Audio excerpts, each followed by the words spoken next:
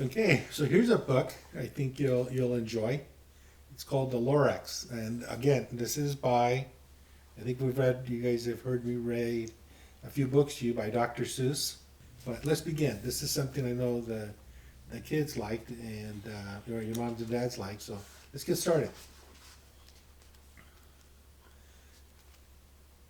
At the far end of town, where the grickle grass grows, and the wind smells slow and sour when it blows, and no birds ever sing excepting old crows, is the street of the lifted Lorax. And there's a street there, see, of the lifted Lorax.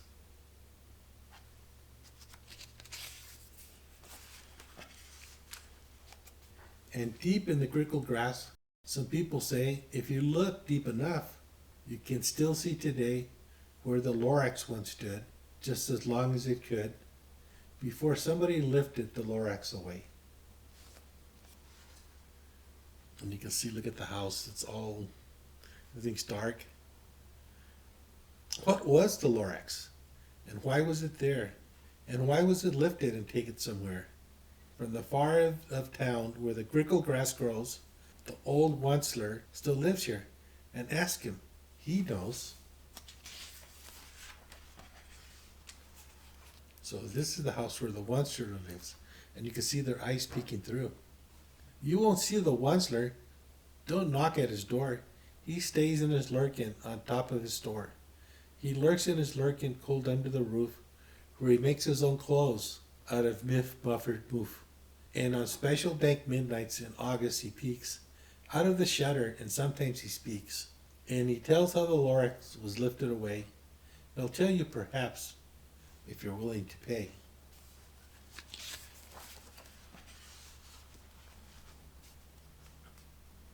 And there's the little boy putting something in the bucket. I guess he's going to pay. On the end of a rope, he lets down a tin pail, and you have to toss in 15 cents and a nail and the shell of a great, great, great grandfather snail.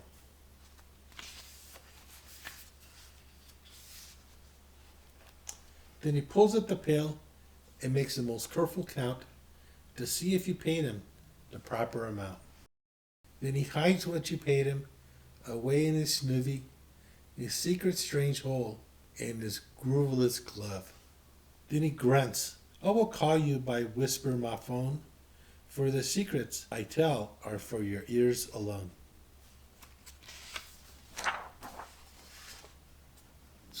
Down sloops the whisper my phone to your ear, and the old Onceler whispers are not very clear, since they have to come down to snurgly hose, and he sounds as if he had smally spees up his nose. Now I'll tell you, he says with his teeth sounding gray, how the Lorax got lifted and taken away. It all started way back, such a long, long time back. Way back in the days when the grass was still green and the pond was still wet and the clouds were still clean and the song of the swanny swan rang out in space. One morning I came to this glorious place, and I first saw the trees, the truffula trees, the bright colored troughs of the truffula trees, mile upon mile in the fresh morning breeze. And look, here's Mr. Onceler and his wagon coming. And under the trees I saw brown barbaloots frisking about in their barbaloots suits as they played in the shade and ate truffula fruits. From the rippleless pond came the comfortable sound of the humming fish humming while splashing around. But these trees, those truffula trees, all my life had been searching for trees such as these. The touch of their troughs was much softer than silk, and they had the sweet smell of fresh buttermilk. I felt a great leaping of joy in my heart. I knew just what I'd do. I unloaded my cart. And there he is, unloading his cart. And in no time at all, I had built a small shop.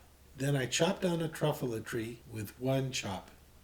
And with great skillful skill, and with great speedy speed, I took the soft tuff and I knitted a need. The instant it finished, I heard a gazump. I looked. I saw something pop out of the stump of the tree I chopped down. It was sort of a man. Describe him. That's hard. I don't know if I can. And there he is.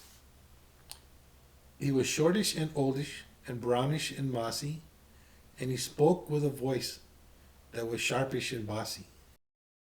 Meester, he said with a sawdusty sneeze, I am the Lorax. I speak for the trees. I speak for the trees have no tongues. And I am asking you, sir, at the top of my lungs. He was very upset as he shouted and puffed. What's that thing you made out of my truffle truff? Look, Lorax, there's no cause for alarm. I chopped just one tree. I am doing no harm. I am being quite useful. This thing is a need.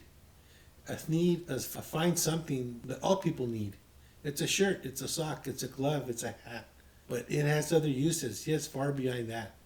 You can use it for carpets, for pillows, for sheets, or curtains, or covers for bicycle seats. The Lorax said, Sir, you are crazy with greed. There's no one on earth who would buy that full need. But at that very minute, I proved he was wrong. For just at that minute, a chap came along, and he thought that the need I had knitted was great, and he happily bought it for $3.98. I laughed at the Lorax. You poor stupid guy. You can never tell what some people will buy.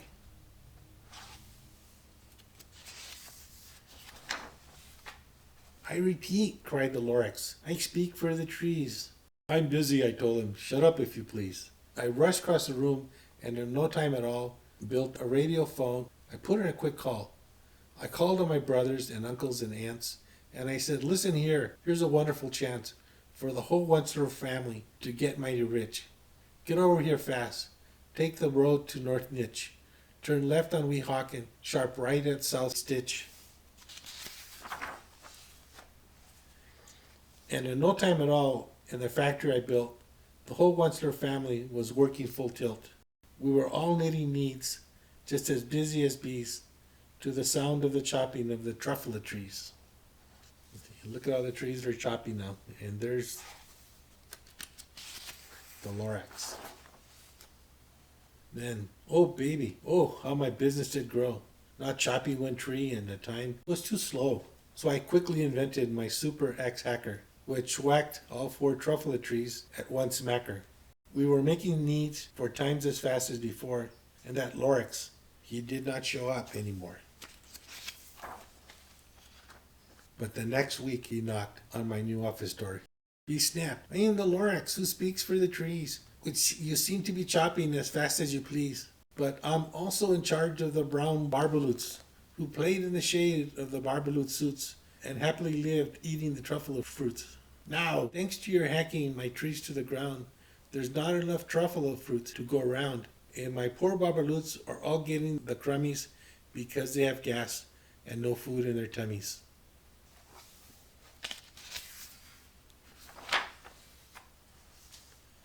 They love living here, but I cannot let them stay. They have to find food, and I hope that they may. Good luck, boys, he cried, and he sent them away. I, the Onceler, felt sad as I watched them go away. But business is business, and business must grow, regardless of crummies and tummies, you know.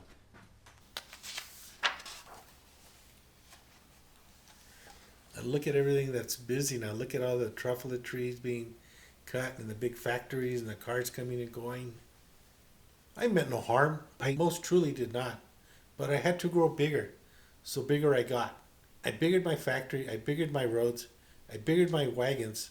I biggered the loads. Of the needs I shipped out, I was shipping them forth to the south, to the east, to the west, to the north. I went right on biggering, selling more needs, and I biggered my money, which everyone needs.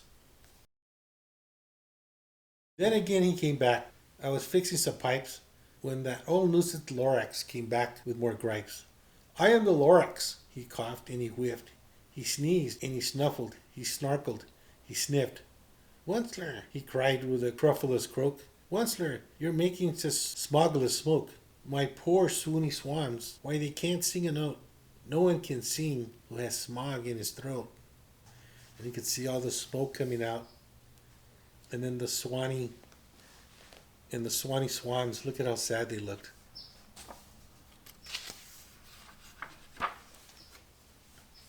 And so, said the Lorax, please pardon my cough. They cannot live here, so I am sending them off. Where will they go? I don't hopefully know. They may have to fly for a month or a year to escape from the smog you smoggled up here.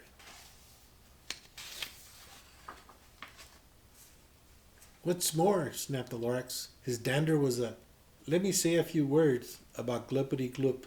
Your machinery chugs on day and night without stop, and making the glippity glup and the sloppity slop. And what do you hear with this leftover goo? I'll show you, you dirty old Onceler man, you. So where do you think all of the gluppity glop and sloppity slop goes? Here you go. You're glupping the pond where the humpany fish hummed. No more can they hum, for their gills are all gummed. So I'm sending them off. Oh, their future is dreary. They'll walk on their fins and get woefully weary, in search of some water that isn't so smeary. And then I got mad. I got terribly mad. I yelled at the Lorax, now listen here, Dad. All you do is yap, yap, and say bad, bad, bad, bad. Well, I have my rights, sir, and I'm telling you, I intend to go on doing just what I do. And for your information, you Lorax, I'm figuring on biggering and biggering and biggering and biggering, turning more truffle trees into needs, which everyone needs.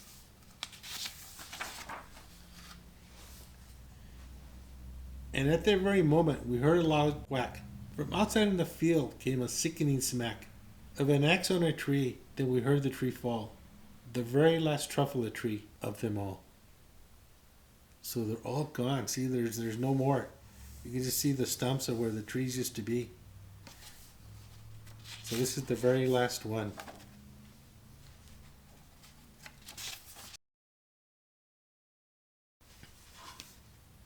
No more trees, no more needs, no more work to be done. So in no time, my uncles and aunts, everyone, all waved me goodbye. They jumped into my cars and drove away under the smoke-smugged stars.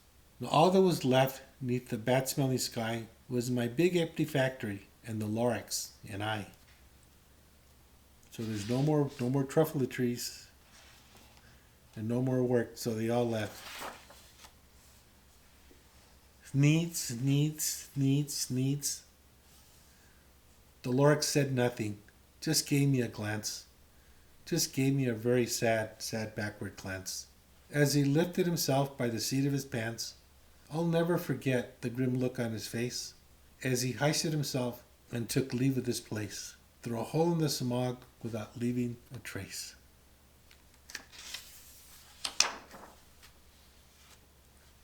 And all that the Lorax left here in this mess was a small pile of rocks with one word, unless. Whatever that meant, well, I could not guess. That was long, long ago, but each day since that day, I've sat here and worried away.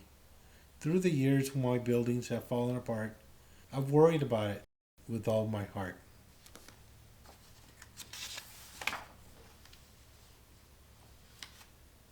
But now, says the Onceler, now that you've here, the words of the Lorax seem perfectly clear.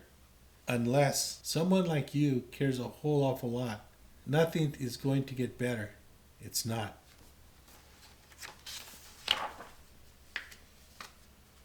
So, catch, calls the Onceler. He let something fall. It's a truffle seed.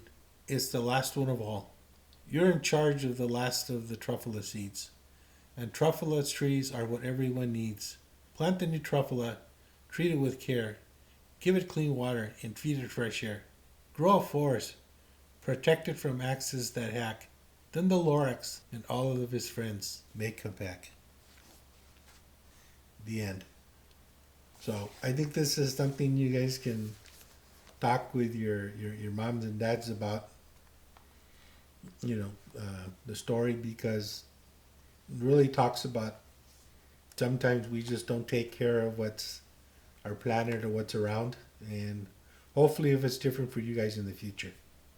So hopefully things will be better, and you guys won't have to worry about the word unless, because you will be taking care of things. Love you guys. Okay, bye.